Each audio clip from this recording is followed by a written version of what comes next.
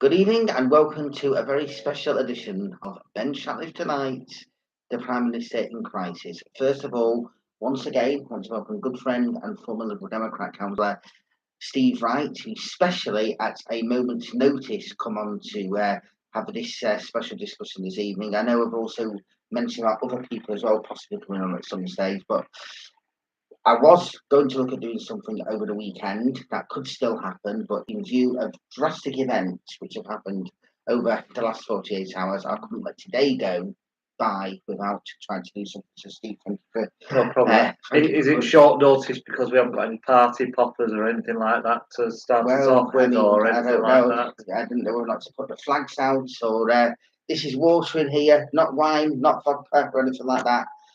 But just summing up, 1 week ago, almost to the hour, most likely, it was announced that Chris Pincher, who was at that stage the junior whip for the Conservative government, had announced he was resigning from the position because he had broke somebody the night before at a club in London.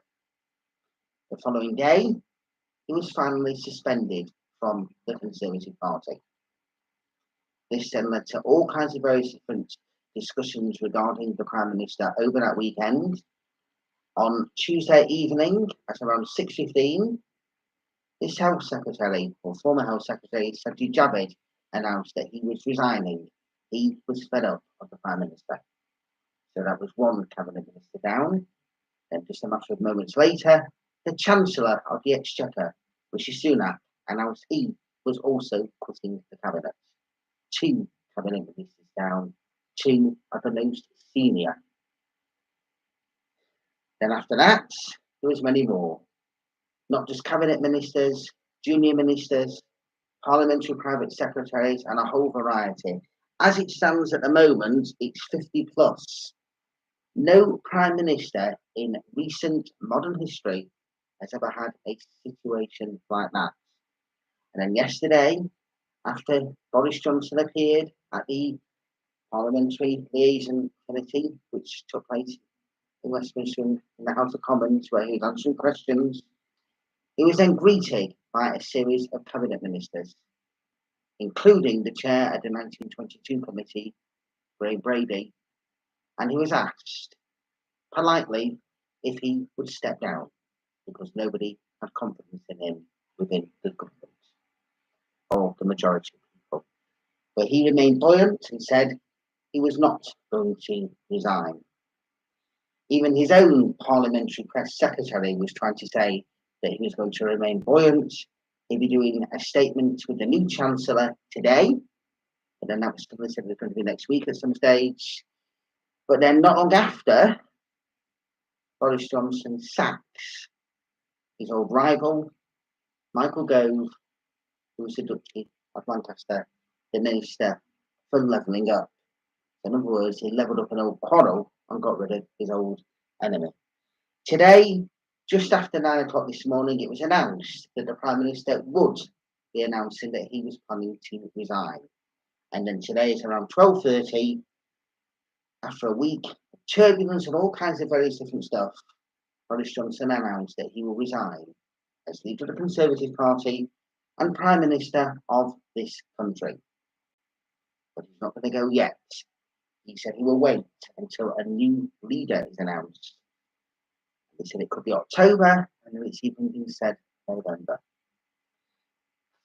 If I missed anything out, it's because there's been more going on within the space of 48 hours. To say a week is a long time in politics. Steve, I don't think anyone has even Brexit's been calmer than all this.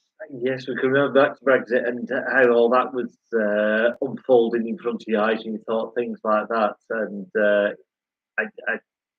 I think last night, and I think it was a deliberate ploy for two of his more senior cabinet members to go in first and say, "We're going. We have no confidence in you," to give that assurance to junior and lower level cabinet members. They've probably all been talking with each other and having little chats and things like that. Give them the confidence to go. The two more seniors, and that was the point I knew he really, really is going to go now, because the two of, say, the top four positions have just resigned, and nothing to be sure that it would happen. And then to top it all, later on, one gentleman who actually got given one of those jobs then said, you need to go. So Yeah. within 24 hours, the Chancellor's check is saying like, no, you can't do it either, or words to that effect and things like that. Very, very strange. I was again this morning, and I again get it wrong on a regular basis. I really thought because he was sticking it out so much, and because it was all about, I won't say him, but his mindset is all that it's not the Conservatives who've got me in this position. It's the people that voted for me on my mandate that got me here. I thought he was going to just go for a full election. I thought he was just going to put his bus for election, and then they'd have to back him for at least the period of when the election would be, and then work it out afterwards. And if he'd won, then it would be harder for him to remove him. That's how I thought it was going to go. Yeah, because he kept saying, as well as the PPS and Dominic Cummings, 14 million people had voted for him, and that was the mandate who was going off. But of course, many things have altered since then, and of course, it's all the various different things. And of course, there's also another scenario that's happened in this as well. When Nadine Saala took on the role of Chancellor, and Steve said, then the following day he said to the Prime Minister, "You must go." He was replaced by one of the junior ministers, who was then Education Secretary. They've now gone, and another Education Secretary has been given the position. But earlier on, they announced that this new cabinet meeting, there have been only policies, and more or less as if nothing's going to be going on. So am I right by thinking you've more or less got a lame duck government? Well, it is lame duck government because they haven't got any. A lot of committees got cancelled today because they didn't have any ministers or private secretaries or anything or junior ministers to go to it. And I think the way you're going to try and work out the numbers, you go back to he voted no confidence when there was about 30 or 50 between people, so about 145 or something like that, people that supported. Most of them were obviously cabinet ministers and ministers and PPSs as well, for the simple reason that he'd given them a job and they've got to show support to him. Well, you take a good 50 out of that, and you're not left with that many people that you can offer jobs to who are supportive for him. And I think that's what he was struggling to do. He probably made a lot of phone calls last night saying, "Oh, do you fancy doing this? Or do you fancy doing that?" And people are, no. It's I mean, even when you go back to 1990, November 22nd, which was also a Thursday, was the day that Margaret Thatcher resigned. Even she realised time was up. Well, again, it was. Again, I will say again, it was a scenario where a couple of good personal people, quite close to her that she respected, came to her and just said, "Look, you cannot continue.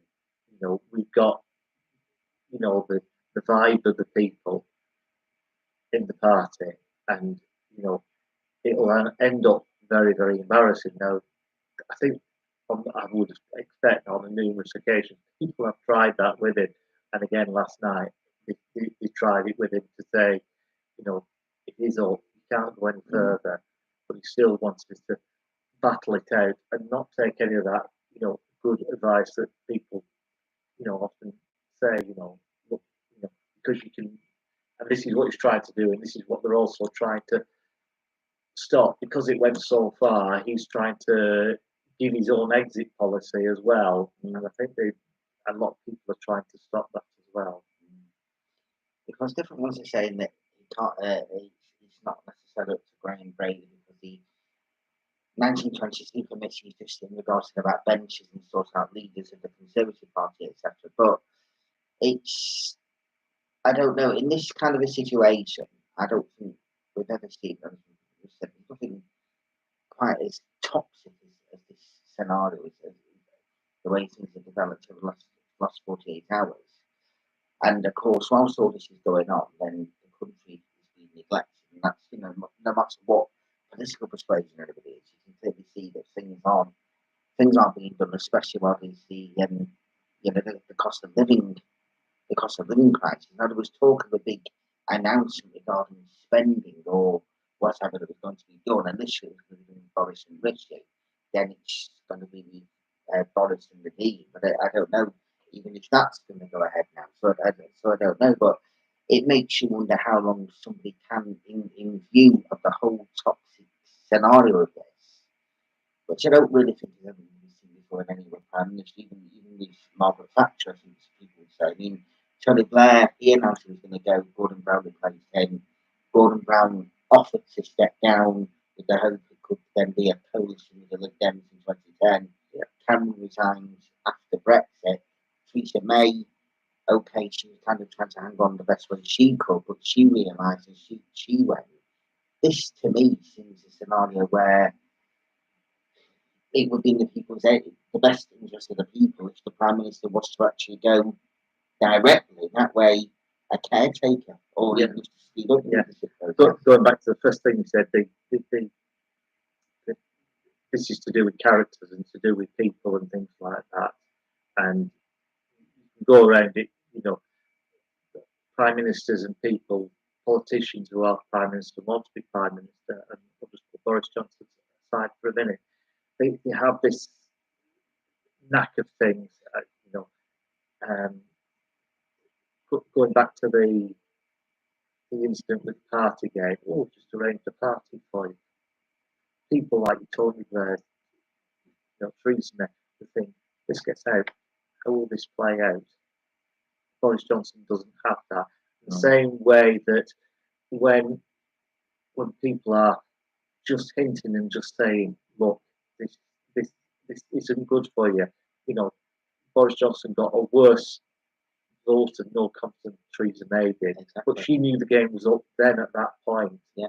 You know, Cameron put his heart and soul in and thought, not to put heart and soul in, but he thought he was going to win the Brexit vote. And everything rosy. Just get rid of all those doubters about Brexit because the polls say that more people want to stay in Europe. And that came up in his face. But because he was the person who had to deliver it and everybody knew he was against it, and he brought it to the country as well, he knew the game was up for him as well. And various other scenarios back in the Labour Party and things like that. That, you know, it seems to be a long ongoing saga between Brown and Blair. Brown had always been hinted and promised that Blair would step down at some point, but he wanted to hang on a bit longer than what was that was one that got a little bit toxic. That was just an agreement between friends of some sort. I mean, this is something I've worked out many times before, but I mean, this next Prime Minister will be my 10th. Now, wasn't it said just recently when it was the Queen's Platinum Jubilee? Is Boris her, is it 15th or 16th or even 14th Prime Minister? Yeah, I can't remember what was said. So it just shows you, and that's within 70 years. Yeah. And I'm 46. I don't put up the 10 as long as that, but so it just shows you how things have been. I mean, this is like the fourth. This would be the fourth Prime Minister in the space of 7 years. In fact, no less than that, 6 years. Yeah, I saw a list of length of terms for prime ministers, and a lot of recent ones have been ones that we know and recognise as people like Anthony Eden and things like that, which have been shorter. And there's a guy called Fox who was the shortest ever. With all the short ones seem to be around, and again, I think it goes down to the toxicity around the politics, the elections, and things like that. So I suppose whoever is the next Prime Minister will be thinking to themselves of a 3-year itch, because in Gordon Brown's situation, it was coming to the general election anyway, and he couldn't go any longer until that election. But obviously, Theresa May lasted 3 years, and now Boris. But if he was to go now, for the next couple of days, he would actually have a shorter term. He wouldn't have actually completely done the 3 years. And if he does go on till November or October, then it could then he is going to be beating the record of Theresa May. So I would imagine that Theresa May will come thinking, "Can you go now? Don't really use Scotland." Because these records to the days don't they go? They all matter in various ways and things like that. But I think they are plumbing for him to go on now. I know he doesn't want to, but it was interesting that Dominic Raab is running to be Prime Minister, or sorry, to be leader of the Conservative Party, which means it more or less gives him a free pass to be Prime Minister for however long it is, to as caretaker. Have we had a caretaker Prime Minister in this country? So I know we've not in recent years, but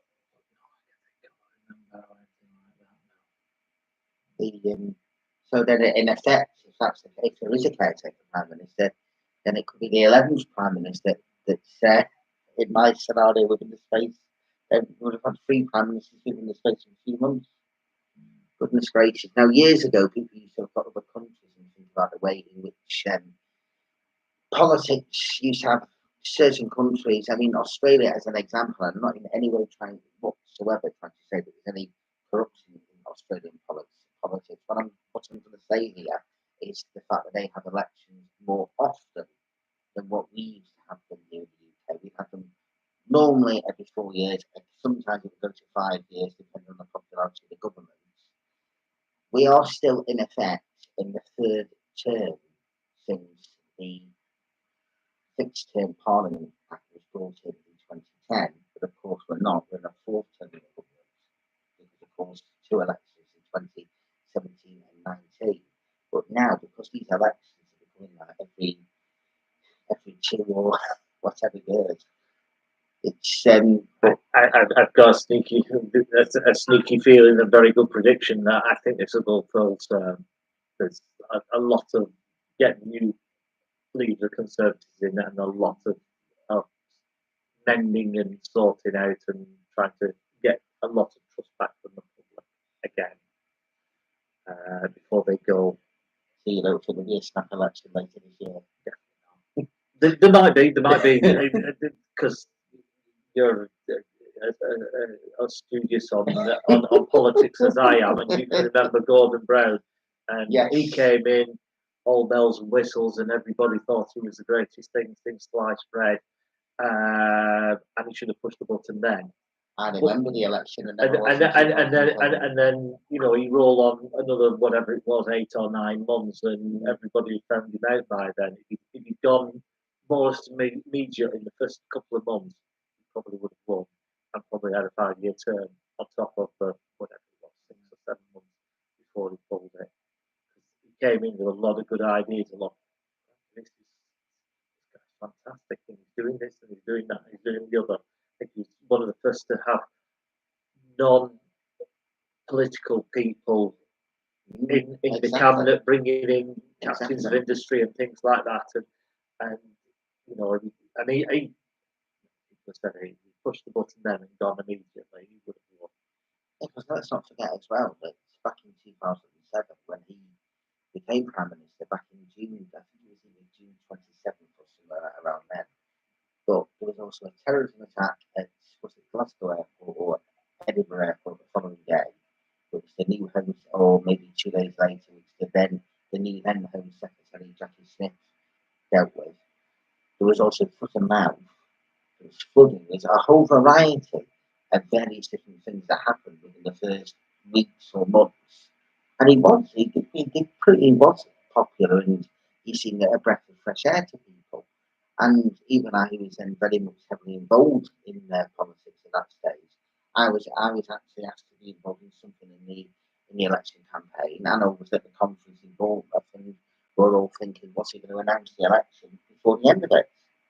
And then, of course, a couple of weeks later, I got a text from my mum when I was out with a girlfriend of mine, just saying about the fact that he decided that he would wasn't going to have an election either that year or the following year. And then, like you say, and then everything just altered. But just what I was going to say in regards to politics in the countries, like in Australia, they have their elections fairly often. Now it's getting that way here, but there's other countries around the world where they have elections and all kinds of things really because of vile leaders and all that kind of stuff.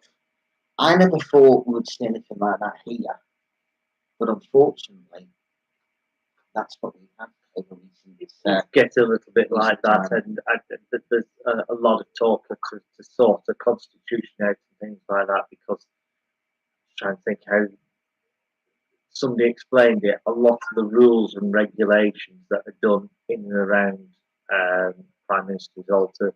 It must be nice and good chappies and chappesses, as the person said it. That, there's sort of an unwritten rule that you've got to be fairly decent about it. I think they were trying to explain about, again, going straight for election, which I thought it was going to do, that being a decent chap wouldn't do it. But and the whole scenario, everything as well, is that the game's up, be a decent chap, stand down, let's carry on and do the best for the party. No, want to think on for as long as possible. Thank you. Yeah, and again, it's as if, like we've just been saying here now, he's still wanting to continue with that. And you can't help but feel sorry for some of the ministers that had to go on that ministerial round, which we kind of like discussed on Sunday, when they were having to say no, he wasn't aware of stuff, and of course he's coming out, yes, he was aware, even though he was put it down. But it's it was a very, very. I think it's slightly worse than that. Is that,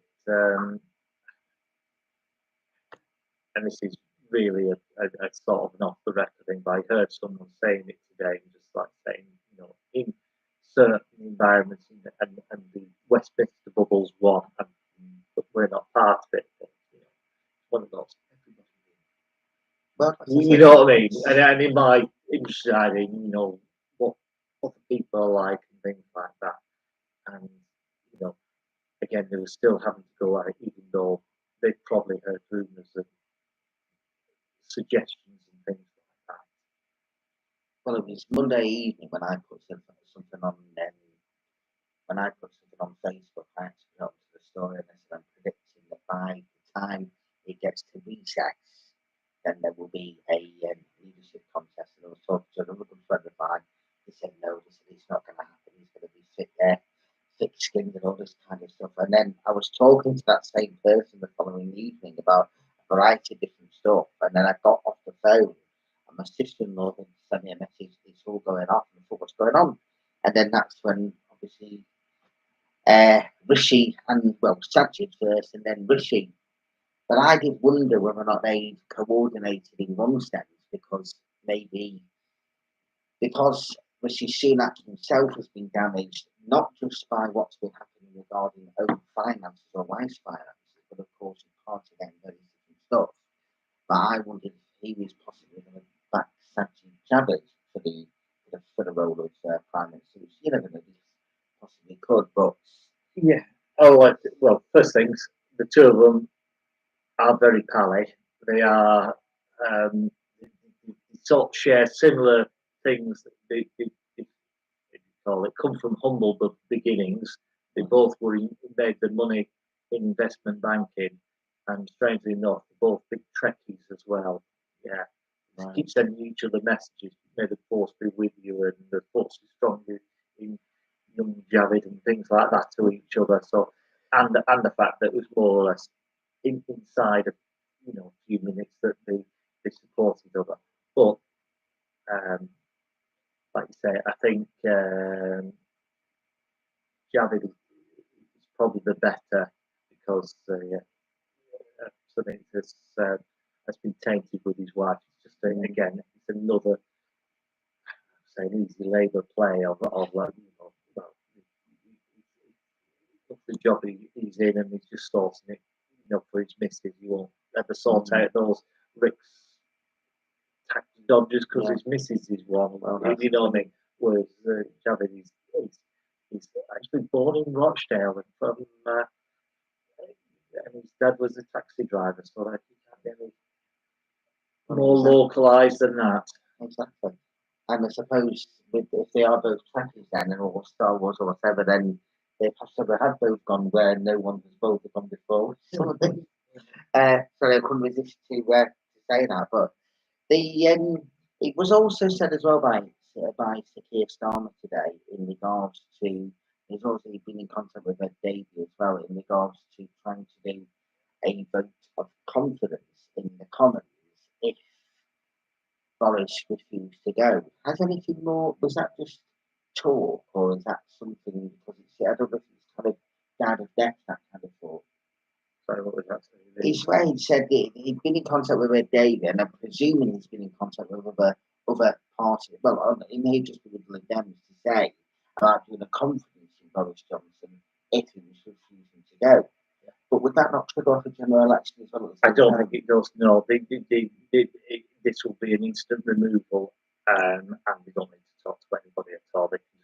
Because just the opposition can just do a no confidence vote. And from what I've heard from various Labour politicians on the radio and on news broadcasts, they're going to do it. Right. And everything else has to be cleared. They can just bring it as whenever. Well, there might be a time limit. They can't keep bringing it. It's more or less definite that they are going to bring it. So theoretically, then, when they all return back to Westminster on Monday, they could potentially do that then. Yeah. So Boris could be gone within a matter of days. And as I guess, as someone said, it's one thing for a Conservative MP to write a letter of no confidence to the 1922 committee, your own little committee. It's another thing to stand up and support a Labour motion of no confidence in the government. So this whole story, this whole thing, it just goes from one thing to another, doesn't it? So it's I mean, the thing is, he's clearly said he's not going to, that he will wait until a new leader is well, not just announced, but he'll wait until the new leader is installed. But is there anybody that could actually say to him, okay, why don't we just go and there's no other authority, is there? Really? I think they've all tried. Well, a lot tried the other night to get him to go and think and try and remove him beforehand, and just go and go now for the best of the party, And I said, I think he wants his own outcomes on that and that sort of thing. Don't know if it's still we talked about the vote of no confidence. I don't know if there's still a precedent for the 1922 committee to they're going for new members now, and they still have a vote of no confidence, and then that goes as a must go now. Right. Vote. I really don't know if that's it. A lot of them are saying it's really, really bad for him to be in position for 3 or 4 months while they're sorting out the new leadership. But he should have made that decision, I think, for them a few weeks ago to decide to go. And I think after the vote for no confidence, he should have been able. He should have done it then, and then had his time scale of when he wants to go. The thing is as well is that I noticed that the 1922 committee don't have the actual. They've not got the power to remove him as prime minister, and then something before I left the house this morning when I was watching Good Morning Britain, Quentin Letts was on, and he said something about the Queen could say he could go, but somebody said, well, that goes against the constitutional rule. As far as I'm aware, the Queen. Although I must admit, I bet there's a lot of people out there that would like the Queen to be able to say something, but unfortunately, understanding she's not allowed to. But the Queen can't say anything. I think she can, but she won't. Right. Yeah, it'll be one of those. Again, going back to that being a good chapess that just like you sort your selves out. I think she can say who's in charge and this, that, and the other. But she doesn't ever. That's why they've always got to go with say it. I've got the mandate to, you know, form a party or form a government to the Queen. She just okays it, but it's always at the end of the day, it's down to her who is and isn't. So she has, but she won't. No.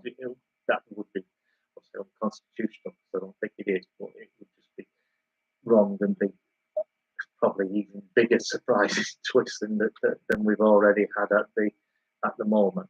There is just one other thing and a possible scenario that I think may happen as well. There's no other ways of doing it. I think Graham Brady on the 1922 committee will be under a heck of a lot of pressure to get this election done as soon as possible. I think everybody's seen how it goes, but they have get all the candidates and then they have various votes that they remove a lot very first of all. If you don't get 20 votes, then you're all removed, and then it's something like 35, and then they go, and then after that, it's the lowest candidate gets votes until they get to 2 candidates.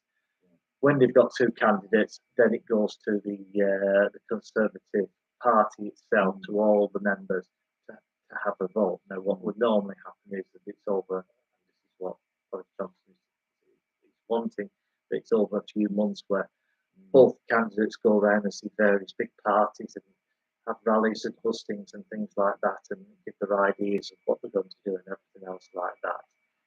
I think he might be under a lot of pressure to make that as a shorter thing as possible. Maybe not have any hustings, just have leaflets or letters that go out to everybody for them to make almost instant decision and cut that period down. It's just a scenario, but that's another scenario may happen, that they'll let him in until they've got a new leader, but the leadership challenge maybe is the shortest one you've ever seen. That was kind of mentioned by somebody earlier on. I mean, I've had the news on that. I finished work earlier today, like I did yesterday, as well as doing stuff, watching and listening to very different stuff that's been going on. That's kind of been mentioned by different ones as well. I understand that they appreciate the recess, and of course, because it's time off and different stuff. But I'm sure that anyone who's having a new leader announced or whatever, even during the summer, they will still be doing stuff. Now, when Theresa May announced that she was going to resign, that was back in mid to late May 2019, and then Boris became Prime Minister late July. So that was done within a couple of months. So I can't understand why they're saying. I mean, I know they've got the Conservative Conference, which will be in Birmingham the first week of October, but they do need the Parliament resumes itself in early to mid-September. So there's no reason as to why this, in that sense, doesn't need to be going on as long as October and November. There's no reason why that, because you need all the MPs there, but that's going to be, as far as I know, going to be sorted by next week. Who the 2 candidates are, that election runoff will be going ahead very, very quickly, and that will be done.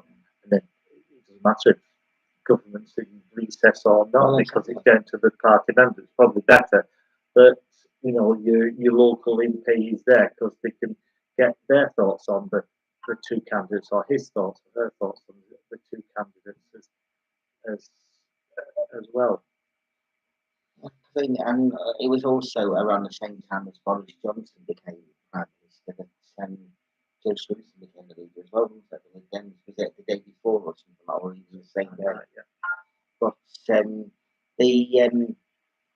and all of these votes and this can happen with any political party again, because I'm trying to not show any leanings whatsoever, although I will give a small opinion in a few moments. But whichever political party, and I know this from when I was involved in the Labour Party, then you get a postal vote. You can probably do these things electronically. There's probably ways of getting these things sped up anyway. And it's what I will say in regards to this is regardless of any kind of political persuasion here, my own personal thoughts is, whilst all this is going on, there are lots of people out there struggling financially and struggling to make things eat. People are going to food banks. People are, the cost of living is hitting people. Energy bills, people not putting the heat on. I mean, okay, at the moment we're lucky enough to have nice hot weather, even if it's miserable, it's still hot. But the fuel's going up, all kinds of various different stuff. And yesterday, at Prime Minister's questions, Boris said about people want to know about the ordinary issues. And I'm thinking, well, you're the one that's stopping people thinking about the ordinary issues because of all this that is going on. So I think whoever it is that takes over this role, and this should be the same for any political party, if you make an error, admit it. Don't lie. Just be honest, be decent, and do what is supposed to be done. It's okay when you might be asked a question, like I suppose it can be like when you have an interview at work, a competency-based question, you sometimes trying to find a way out of this and different stuff. You can struggle to give an answer.